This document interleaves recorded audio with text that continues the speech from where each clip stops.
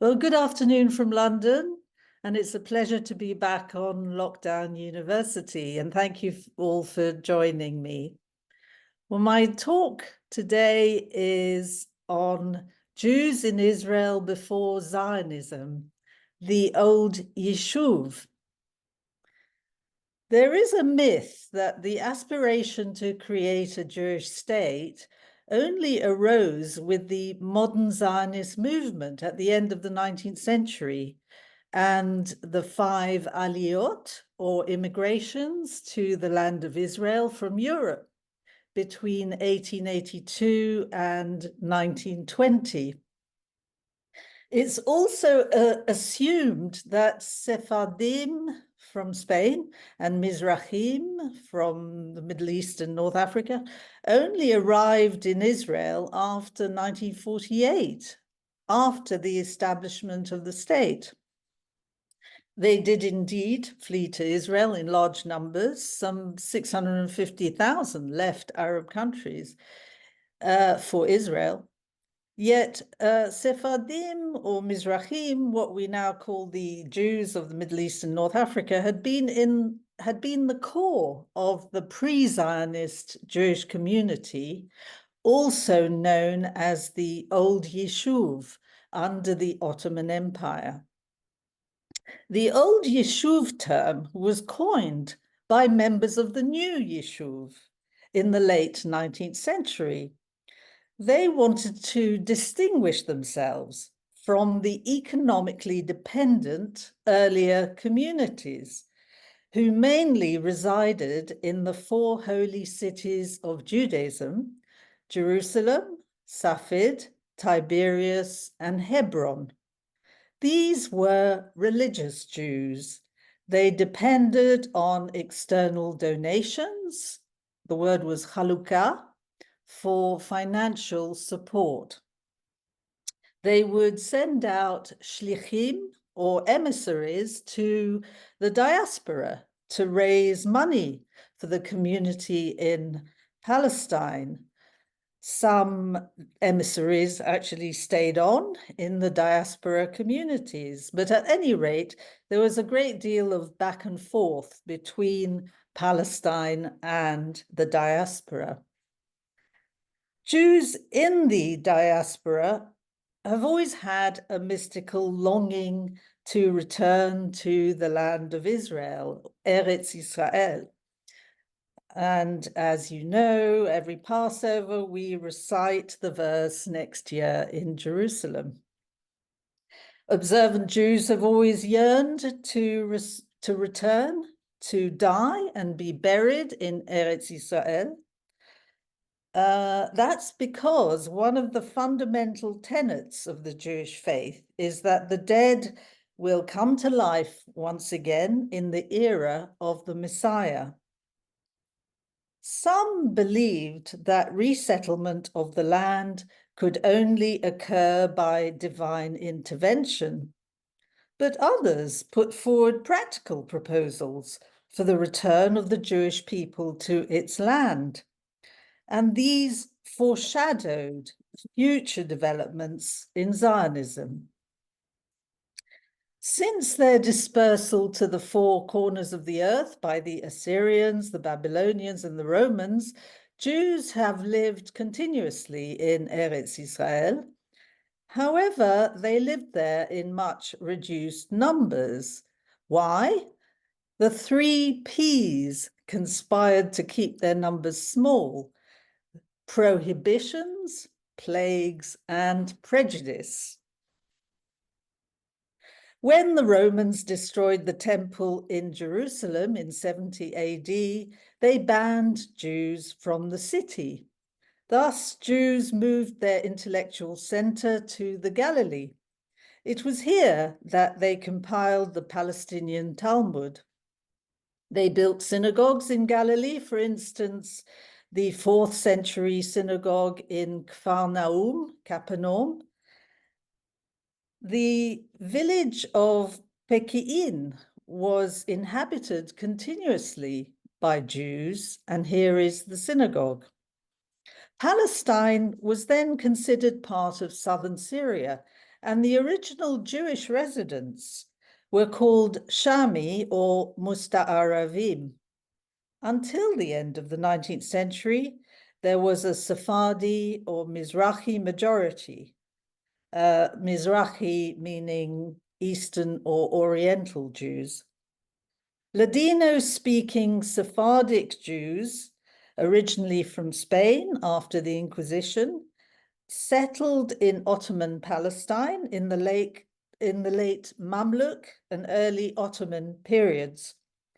Ashkenazi Jews from Europe were relative latecomers. They only arrived in any numbers in the 18th and early 19th centuries. The first Aliya of Jews from Russia occurred in 1882.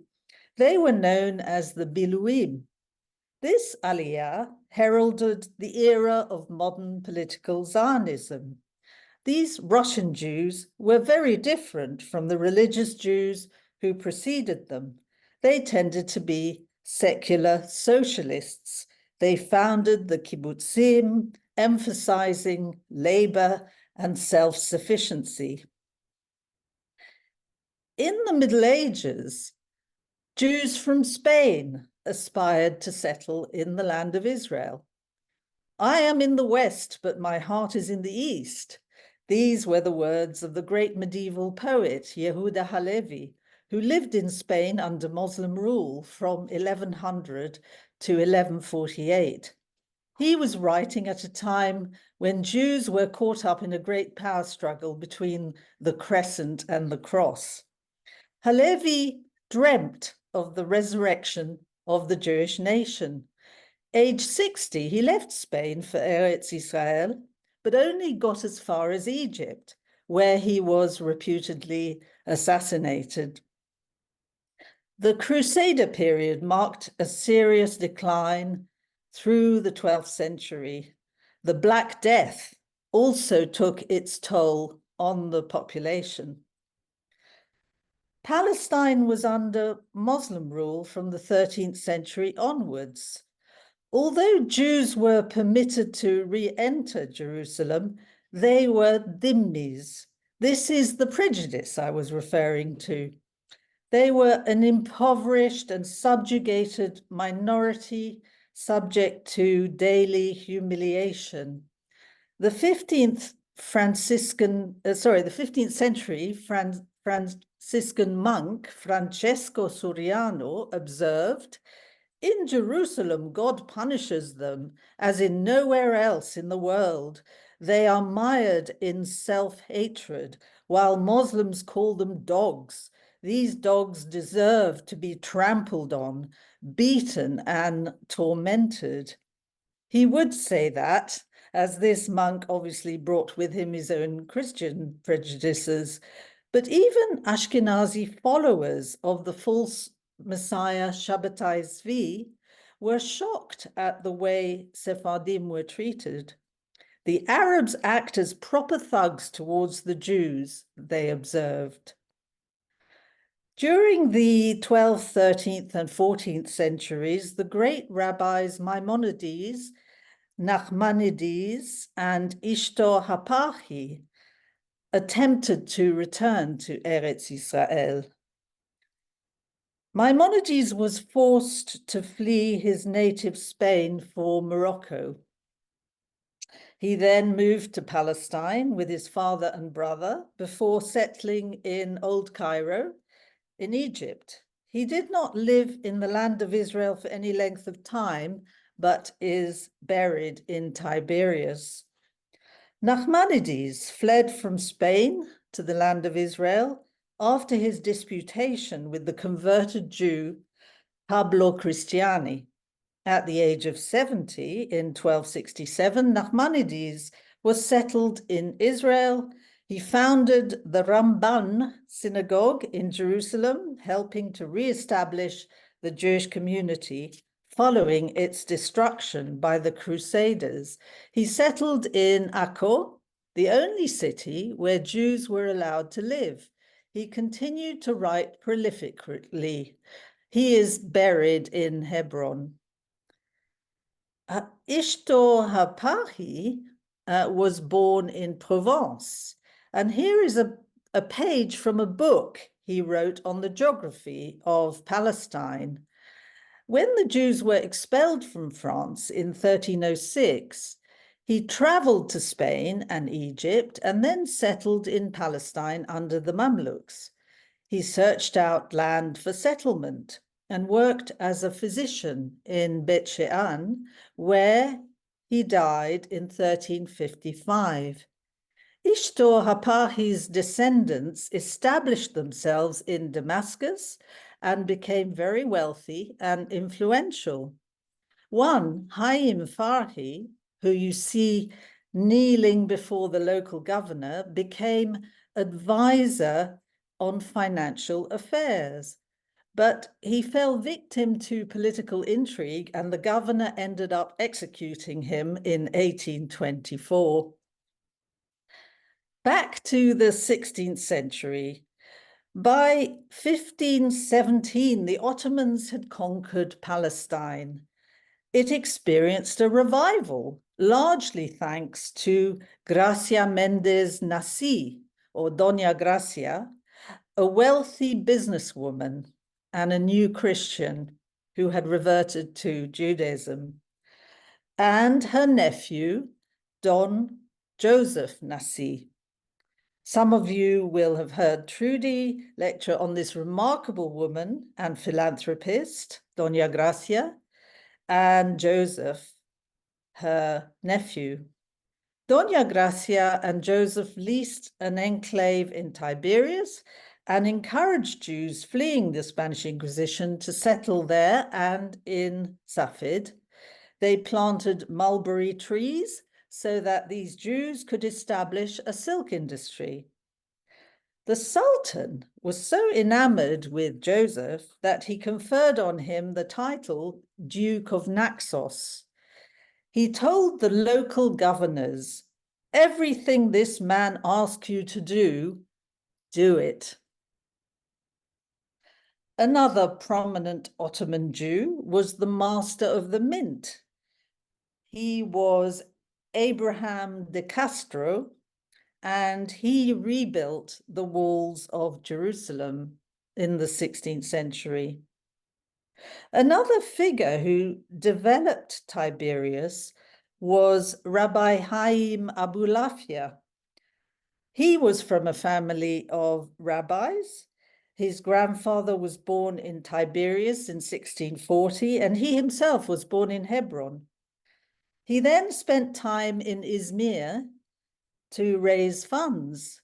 So impressed were the local Jews that he became chief rabbi of Izmir. This was an era of messianic fervor, and he returned to Palestine. He was invited by the governor, Dahir al-Omar, to build the Jewish quarter of Tiberias. He built homes, courtyards, a bathhouse, a fine synagogue, and even planted vineyards. Out of gratitude to Dahir al-Omar, he even built a mosque. By the late 16th century, Safed had become a center of Kabbalah. This was an important mystical movement that had emerged in Spain. Safed was inhabited by important rabbis such as Moses Cordovero, Yosef Caro, and Isaac Luria, known as the Ari. This is, on the left, the Ari HaKadosh synagogue in Safed. And you can see the graves of the great Chachamim or rabbis on the right-hand side. The Jewish community of Safed, one of the largest in the country, long had a Jewish majority. In 1625, the Italian Orientalist Franciscus Quaresmius wrote of Safed that it is inhabited mainly by the Hebrews, where they have their synagogues and their schools.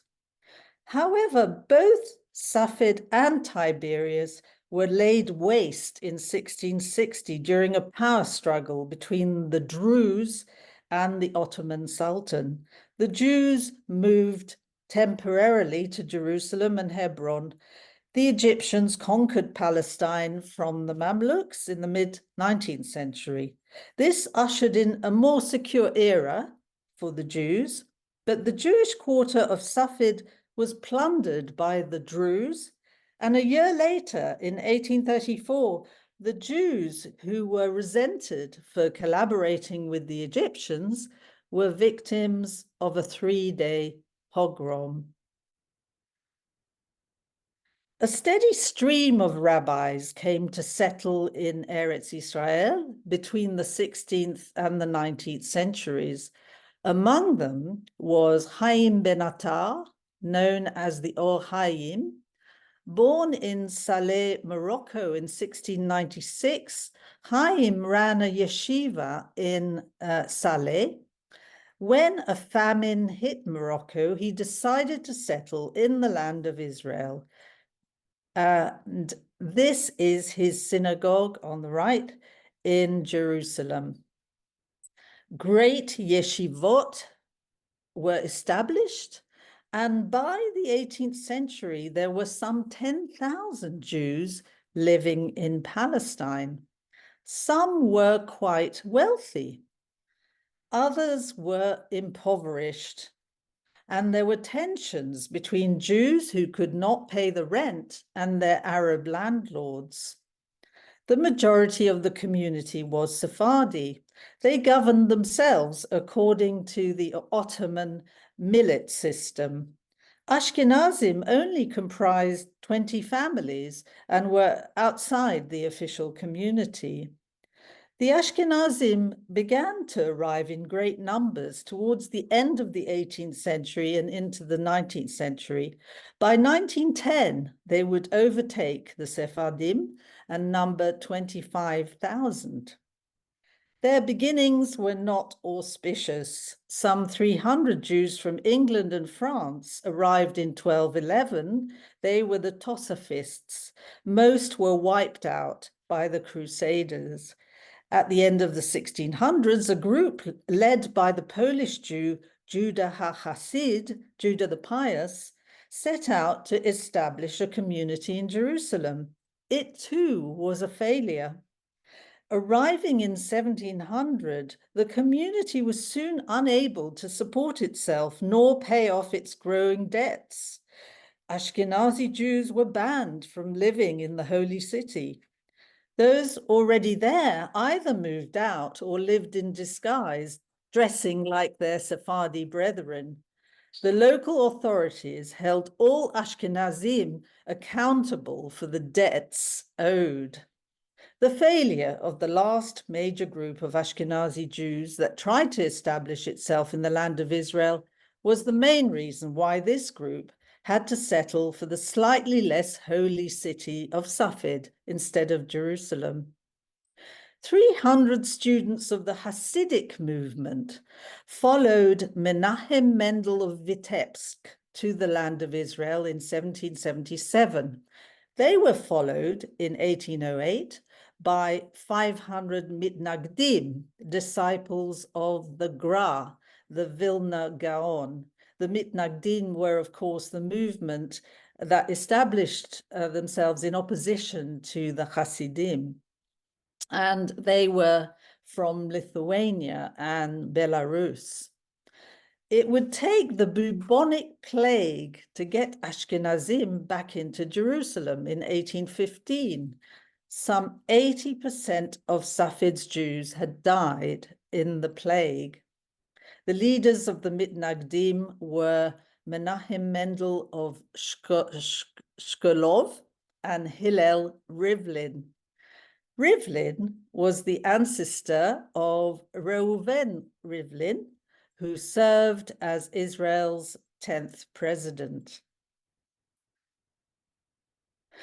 Two Sephardim who encouraged settlement in the land of Israel without ever having lived there were Moses Montefiore and Adolphe Crémieux.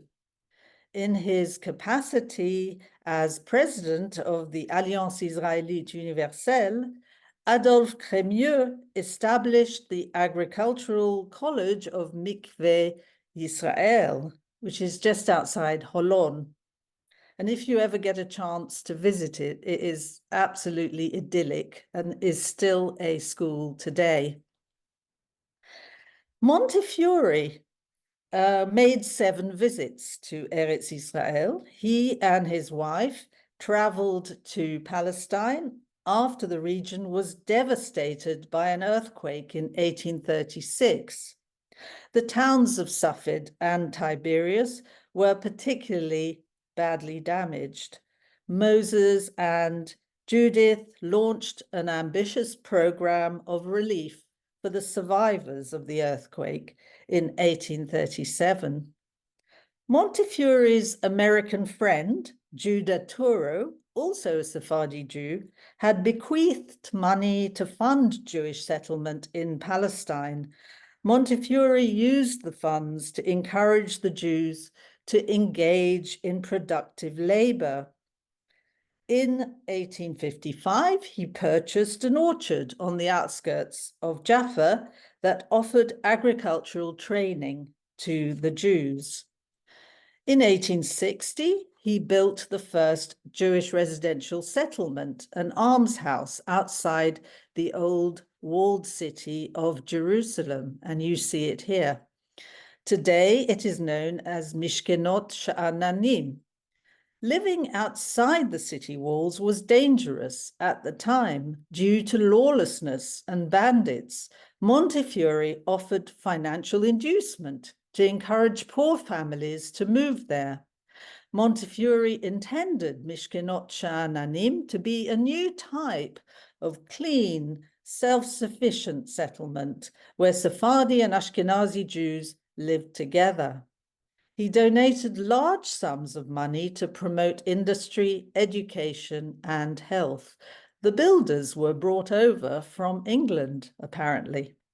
He built the Montefiore windmill, which you can just see, in the Yemin Moshe neighborhood to provide cheap flour for poor Jews. He also established a printing press and textile factory. He later helped to finance several Bilu, that's the first aliyah, Bilu agricultural colonies of the new Yishuv.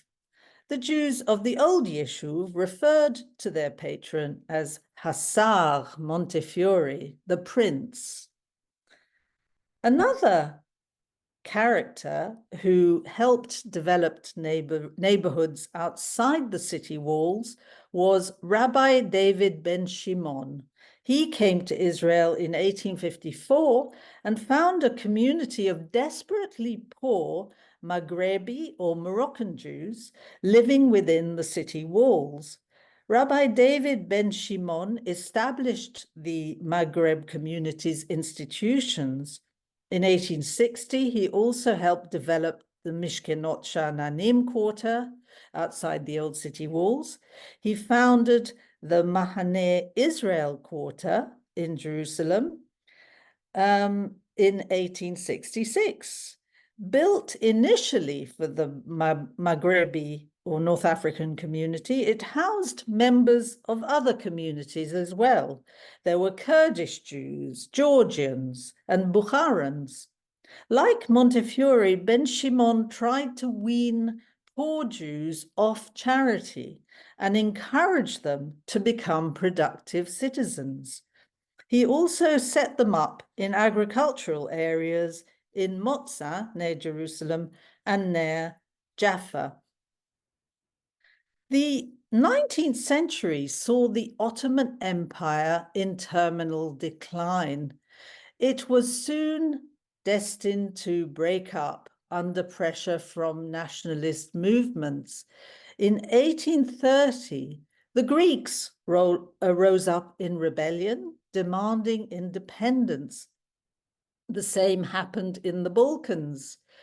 Jews could not fail to have been swept up by the Serbian War of Independence, only it fueled a sense of Jewish nationalism amongst Jews living in these parts, one no less legitimate than Bulgarian, Greek, or Armenian nationalism. Hence, some of the earliest advocates of Zionism were Jews in the Ottoman Empire, and they were foreshadowing Theodor Herzl, the founder of modern Zionism, by several decades. One was Yehuda Alkalai, who was born in Sarajevo in 1798. He studied in Jerusalem, and in 1852, he established the Society of the Settlement of Eretz Israel in London. In 1874, at the age of 76, he moved to Jerusalem with his wife. He died 4 years later and is buried on the Mount of Olives. Theodor Herzl's paternal grandfather, Simon Loeb Herzl, reportedly attended Alkali Synagogue in Semlin, and the two frequently visited each other. Grandfather Simon Loeb Herzl got hold of a copy of Alkali's book, prescribing the return of the Jews to the Holy Land and renewed glory of Jerusalem. Herzl's concept of modern Zionism was undoubtedly influenced by that relationship. Theodor Herzl's father was also said to have been influenced by the sermons of Yehuda Bibas in the Balkans. Bibas was Yehuda Alkalai's mentor and was one of the first rabbis to call on Jews to make aliyah, or immigrate, to Palestine.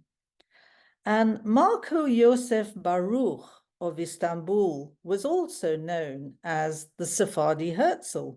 He settled in Bulgaria, where he founded a Zionist student union. He was a charismatic and eccentric leader who favored revolution against Ottoman rule to create a Jewish state and advocated Jewish emigration to the land of Israel.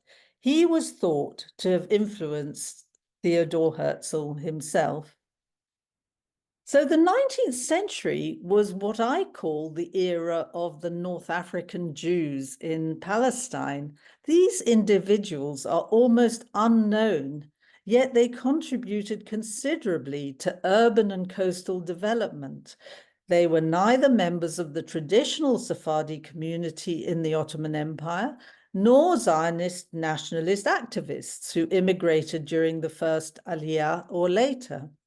While they could not be called Zionists, they could be called unconscious forerunners of Zionism. All this was possible because they belonged to a privileged class, an elite of upper middle class Ottoman families, most Christian, but some Jewish. Members of this milieu were protected by the European consuls, or themselves served as representatives of foreign states, and fully reaped the benefits of the capitulation system. And this was a system which helped them escape the dhimmi status, which was an inferior status under Islam, which gave them very few rights. But under the capitulation system, they really did have full rights, and they were protected by foreign powers. So they took advantage of their foreign protection. Often it was by France, and they developed important ties with the Ottoman authorities. Some became wealthy businessmen and entrepreneurs, vice consuls, and communal leaders of the Yishuv.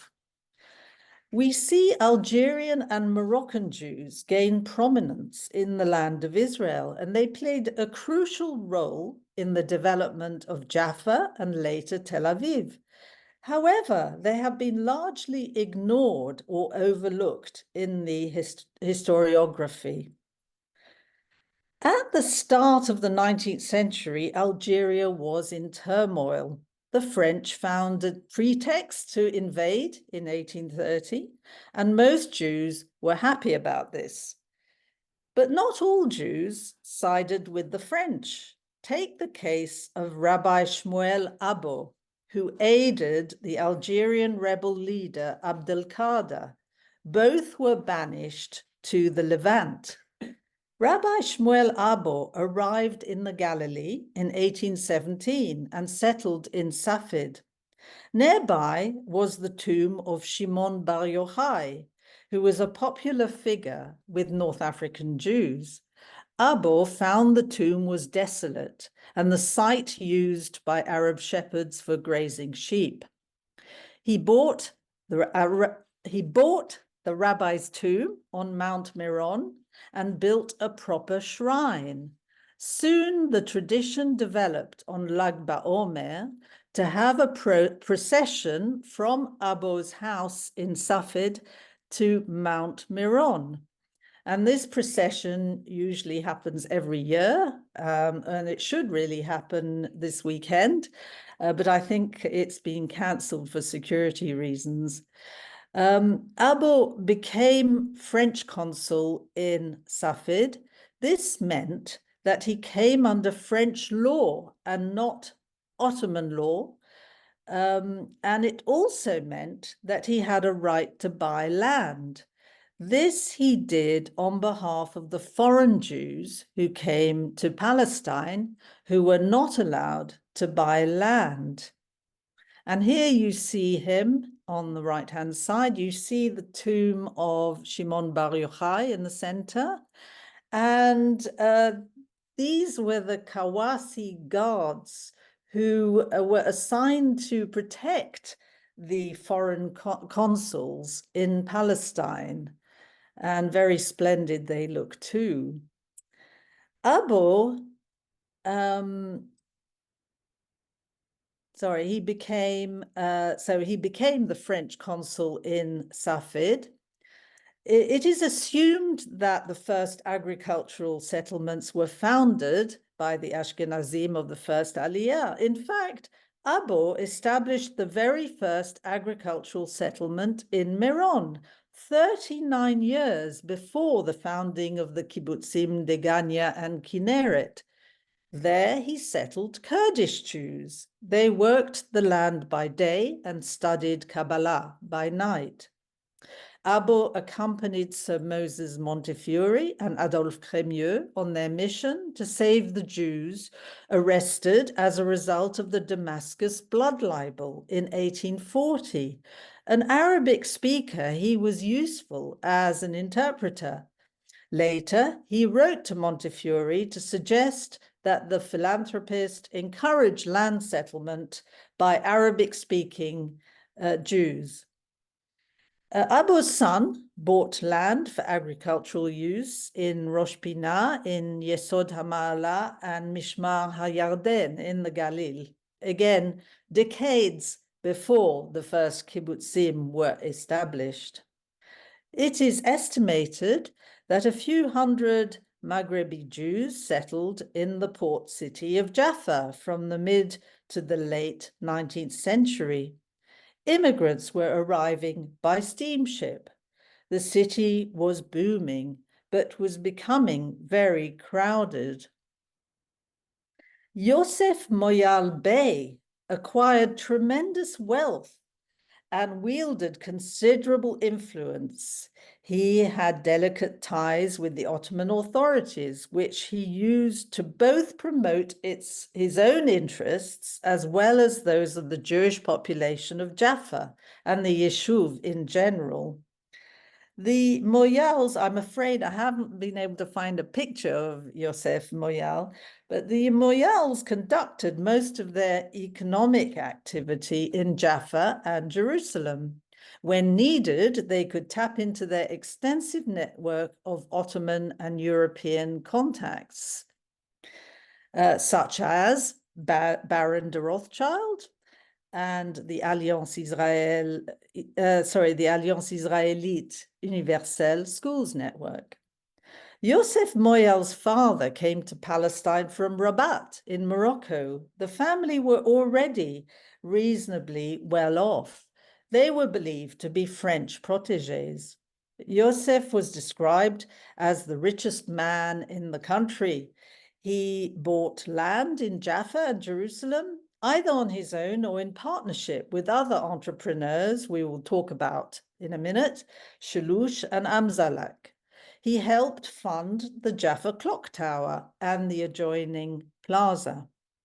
Yosef's brother Abraham was a Zionist nationalist and represented the Hovevei Zion, or Lovers of Zion Society, which was set up in the 1880s by Ukrainian Jews. Abraham was considered the first Mizrahi leader of the community, but died at the tragically early age of 35.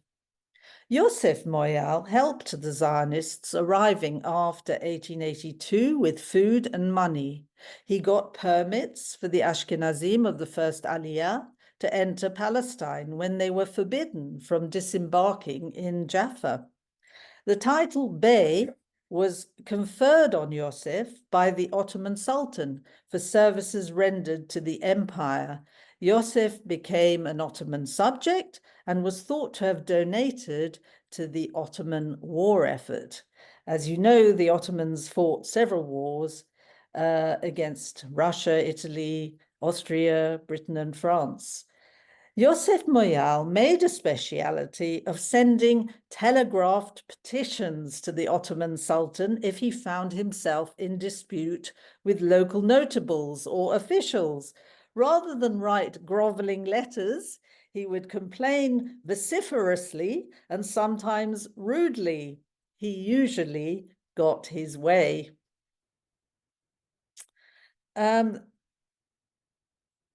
Yosef Navon Bey, yes, the name might sound familiar to you because he was an ancestor of Yitzhak Navon, who was Israel's 5th president. This man was principally responsible for constructing the railway between Jaffa and Jerusalem. He was a Jewish entrepreneur from Jerusalem, and he began to investigate the possibility of constructing a railway in 1885. His advantage was that he was an Ottoman subject. His chief partners were his cousin Joseph Amzalak, a Greek engineer and a Swiss Protestant banker. Navon spent 3 years in Constantinople to promote the project and obtain a permit from the Ottoman Empire. In 1888, he received a concession or firman from the Ottoman authorities that also gave him permission to extend the line to Gaza and Nablus. So this gentleman here was also an important entrepreneur, Haim Amzalek. His father was Joseph Amzalek, and he was born in 1779 in the British colony of Gibraltar. Joseph settled in Jerusalem in 1816. His son, Haim, and his family resided in a large 3-story house near the port of Jaffa. The atmosphere in Haim Amzalek's house was described by Sir Moses Montefiore, an old friend of the family, on one of his 7 visits. It must have been about 7 o'clock in the evening when we arrived, the lady of the house, surrounded by the most amiable young family, and some friends of the house gave us a friendly welcome. A refreshing beverage consisting of almond and rose water was handed round, and 10 minutes afterwards a dinner was served in the best European style.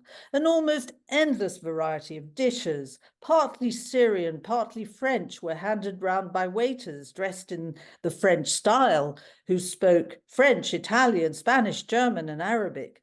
All this might have made us forget that we were in the Holy Land, had we not been reminded of it every now and again, either by the overpowering heat or the bite of an intruding mosquito. Haim Amzalek was a religious man. He was also a mohel and apparently circumcised 19 babies, including 1 Muslim. Like his father, Haim Amzalak was involved in the banking business, where he operated in collaboration with Yaakov Valero, a member of another prominent Sephardi family. But it was in the land business that he invested his main fortune. He owned land in Jerusalem. Some of it he sold, and some he retained to provide rental income. He was one of the first Jews to buy land around Jaffa, both in anticipation of its development for residential use and for the planting of orange groves. Baron Edmund de Rothschild would take over from Amzalak in the 1880s. Amzalek's wife, Esther, also bought land, which was planted mainly with orange trees, and the family kept that land as their summer residence. In 1875, he was appointed the representative of Lloyd's of London in Jaffa, and the agency prospered during those years, owing to the growth of Jaffa as a center of trade and industry. Haim Amzalak was appointed by Portugal as vice consul and as British vice consul. And here you see him wearing his full regalia as the British vice consul. And he was also escorted by Turkish guards or kawasas. Montefiore, on his visit to Jaffa in 1875, was very impressed. At 4:00 p.m., he wrote, Her Majesty's Vice Consul, Signor Amzalak, accompanied by his son, 2 kawasas with their official batons and several attendants, approached our ship. It was a source of high gratification to me to see one of my brethren, a native of the Holy Land, filling so high and honorable an office. I knew his father well. He was one of the most worthy and charitable of our brethren in Jerusalem, and I was now much pleased to have the opportunity of evincing my regard for his son, whose abilities and high character had been so honorably acknowledged by the consular functions entrusted him. And this is Amzalak Street in Neve Tzedek, where he had his home, and you can still see it today. The Valero family, just a minute, sorry, I just find him. Yes, Haim Valero. They trace their origins back to Spain. For 4 generations, they were key players in the economy of Jerusalem. Yaakov Valero was thought to have come from Istanbul around 1835, a humble ritual slaughterer or shochet. He established the first private bank in Palestine, and this was inside the old city. Whereas other banks moved outside the old city walls, Valero's bank remained within. Valero issued their own paper banknotes. They also bought much property, and Jerusalemites referred to them as the Rothschilds of the East. They owned property in the Mahane Yehuda market along King George Street near Damascus Gate. As Ottoman citizens, they were able to do this without hindrance. Haim Aharon Valero owned property in the village of Ein Kerem outside Jerusalem, as well as in Bethlehem, Jaffa, and Hebron, and he had business dealings with Arabs as well as Jews. In 1876, the Arabs rioted against the Jews in Jerusalem. Valero interceded with the Ottoman army commander and the Mufti, asking them to protect the Jews in the city. But by and large, relations were good. Arabic-speaking Sephardim are thought to have had the greatest affinity with the Arabs. Some even think that if the leadership of the Jewish community had been Sephardi, conflict with the Arabs in Palestine might have been avoided. Families like the Valeros had good ties with Arab elite families and business associates. Another Arabic speaker with excellent ties to the Arabs was Aharon Chelouche. The Chelouche family were among 300 Jewish families to leave Algiers for Eretz Israel in 1840, but tragedy struck and the ship capsized. 2 of Aharon Chelouche's brothers drowned. The family eventually settled in Jaffa. Aharon became a goldsmith and then a successful money changer. He went into property development. He built the first Jewish settlement outside Jaffa, Neve Tzedek, in 1887. This neighborhood preceded the founding of Tel Aviv in 1909. And in Neve Tzedek, he built two identical houses for his sons. They're absolutely identical and they're side by side. He bought a vineyard for which he sold to Yemenite Jews, and it is today known as the Tel Aviv neighborhood of Keren HaTeimanim. You can still see the Chelouche synagogue. It was the family's own private chapel next to their grand villa. And this is it.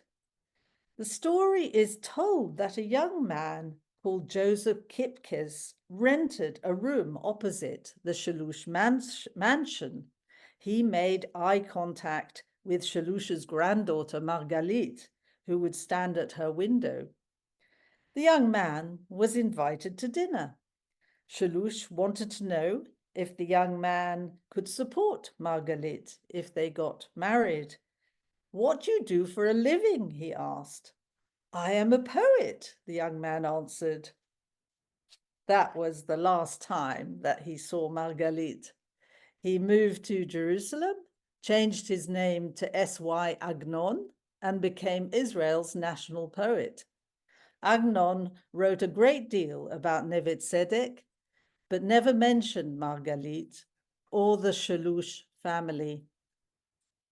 Aharon Chelouche's son, Yosef Eliyahu, followed in his father's footsteps and became a founder of Ahuzat Bayit, the association which pioneered the building of Tel Aviv. He was responsible for 32 buildings. As a 10-year-old, Yosef Eliyahu was the victim of an attempted kidnapping by an Arab acquaintance of his father's. All his life, he became known as the abducted child. Ironically, however, he was a tireless campaign for coexistence. In 1913, to counter already rife Judeophobia and agitation in the Arab press, Yosef Eliyahu, along with other Arabic-speaking Tel Avivians, founded Hamagen, the Shield, an organization dedicated to persuading Arabs that they and Jews share economic and cultural interests and can only improve each other's lot. But he was powerless to stem the rising tide of violence and Jew hatred. Jews were effectively forced out of Jaffa by the 1920 riots. So that's the synagogue, the houses for his sons. This was built by Chelouche. This was the school for girls, the Alliance Israélite Universelle. Now the Suzanne Delal Center of Modern Dance. And this is a mural you might have seen opposite the Suzanne Delal Center. It shows some of the great figures of Neve Tzedek. You've got Chelouche here on the left, and you've got Amzalak just behind the young man there. And the young man is Tomer, who was the who is the great-great-great-grandson of Aharon Chelouche. And you can see the orange trees in the background. Just a word about Gaza, since it's in the news. Jews have always lived in Gaza. In fact, during the Middle Ages, Gaza was home to a thriving Jewish community, including in the city of Rafah, where Jews flourished for nearly 300 years until the arrival of the Crusaders in the 12th century. And the Crusaders brutally destroyed the city and left it in ruins, but evidence of the community remains in the Cairo Geniza. Gaza also boasted its share of prominent rabbis who left a lasting imprint on Judaism. There was by 1906, there were 50 families in Gaza, augmented by Sephardim from Jaffa and Jerusalem, as well as Ashkenazim. And relations were apparently excellent with the local Arabs. Barley was exported from Gaza to the breweries of the West.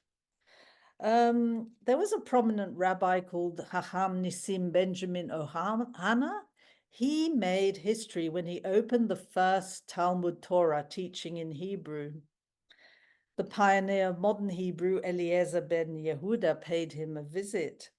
And he's also famous for writing a pamphlet together with an Arab, Sheikh Abdallah al-Almi, criticizing the Christian reading of the Bible.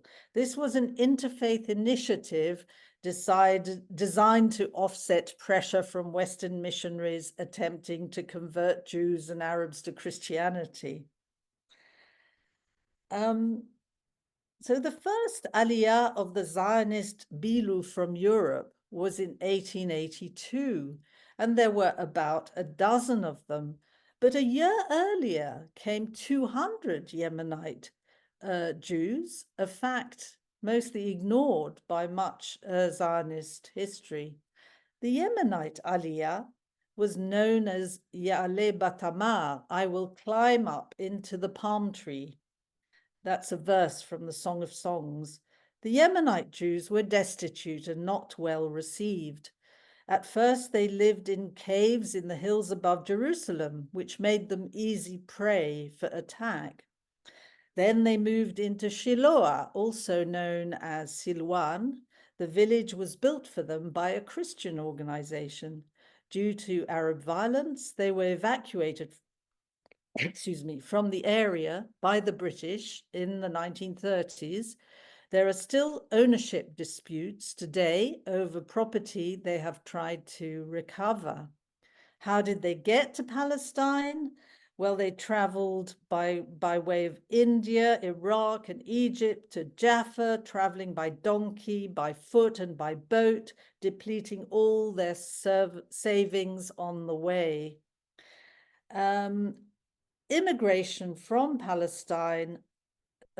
from Yemen to Palestine continued almost without interruption until 1914, with 10% of the Yemenite Jews arriving during this period.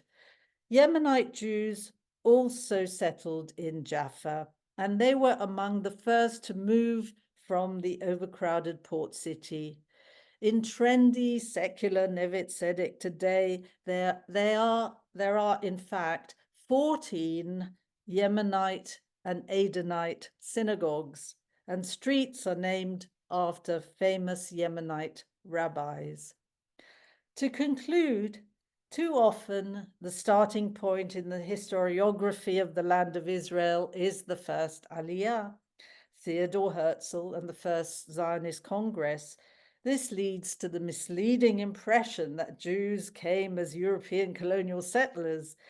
We need to acknowledge the earlier contributions of Sephardi and Mizrahi Jews to the land of Israel. We also need to recognize that Ashkenazim were settled in Palestine 2 centuries before Zionism. Pious Jews immigrated to Israel, but they often did not just come for spiritual reasons. They tried to establish communal institutions and contributed to building the physical landscape. Then there were philanthropists who developed the cities and tried to wean the inhabitants off charity by providing them with independent sources of income. We need to reinsert the neglected Old Yishuv into the history of Israel. So thank you very much for listening. Very happy to answer any questions. Right. So no, I called the area Palestine really for convenience. Of course, it was the name given by the Romans. to the area, really as a snub to the Jews. But you can also use the word Eretz Israel, the land of Israel. That might be preferable. Monty Goldin asks, I read about a writer whose family moved to what is now Israel when the Jews were expelled from Spain during the Inquisition. Still a colonist? Well, of course, a lot of Jews came after the Spanish Inquisition. I wouldn't say they were colonists at all, any more than any Jews are colonists to their ancestral homeland. It is interesting that Philip says, it is interesting that Hodgkin of Hodgkin disease fame was a friend of the Montefiores and traveled with the Montefiores from England to Palestine. Hodgkin died of typhoid fever in Palestine and is buried in Jaffa. Well, thank you for that interesting factoid, Philip. This long period that you're discussing is of great interest because my paternal family left Spain and settled in Amsterdam. Some of my great-grandfather's brothers and a sister moved to Antwerp for reasons of the family business, art and antiques in Amsterdam. An art gallery was opened in Antwerp. I discovered all this when looking up our Dutch ancestry in the program Ancestry. We visited the Capernaum Synagogue ruins and the Roman Theatre in Bet Shean, saw many sites. Yeah, well, that's very interesting.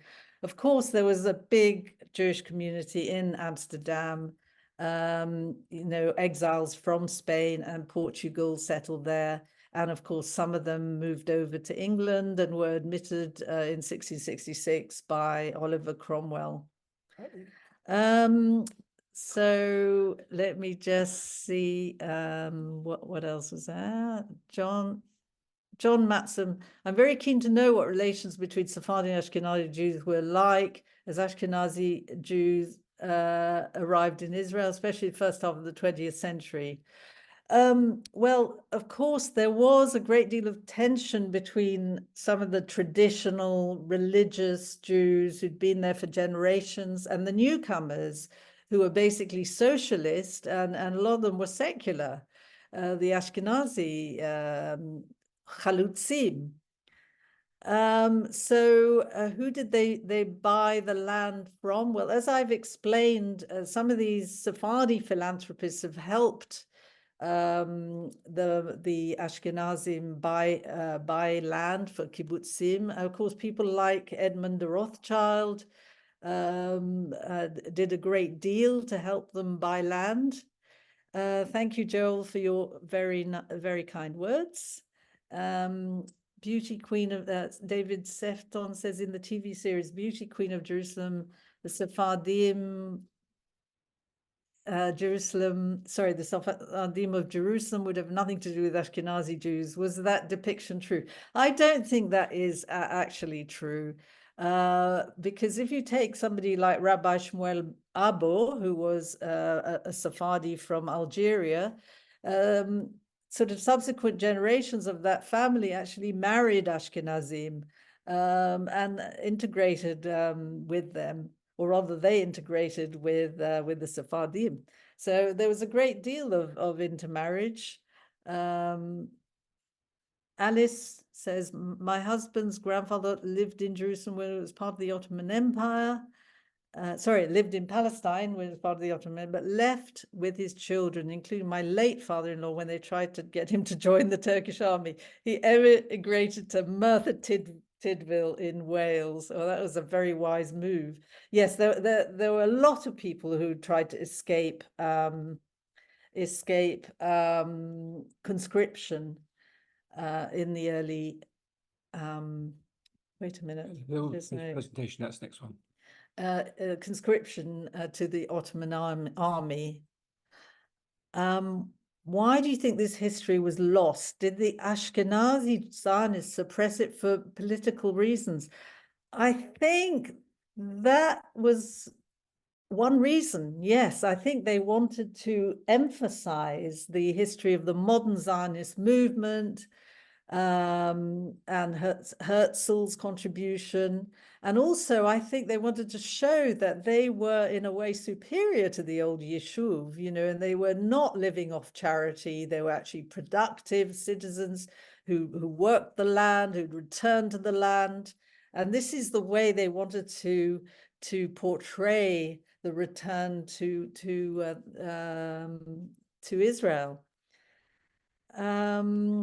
Well, as I explained, Esme, when people bought land, it was easier if they were actually foreign nationals. If they were foreign consuls. So those Jews who represented France or Britain were allowed to buy land, and also those Jews who were Ottoman subjects were also allowed to buy land. And this was a problem for the Russian Jews arriving in the late 19th century because they were not permitted to buy land. Do you agree that Sephardim and Mizrahim became only political Zionists after the Hebron massacre? Rosemary asks. I think that's a very good question. I think it's not entirely true, because you've got people like Chaim Amzalak, who was helping the Russian aliyah, helping them settle, and his brother was a Zionist nationalist, and was reckoned to be the first Mizrahi leader of the Zionist community. So I don't think that's altogether true, but I think those people like Chelouche, who really thought that they could build bridges with the Muslims, they got a rude awakening in 1929 with the Hebron massacre, and they realized it was not going to be possible. And wait a minute, was modern Hebrew by Eliezer ben Yehuda immediately accepted? No, it was quite a struggle. And I think at one point German was considered by the World Zionist Congress as the language that the Yishuv would adopt in Palestine. And it was a struggle for Eliezer ben Yehuda to even get his own family to speak Hebrew, but he did it through amazing determination. So thank you, Lorna, for your kind words.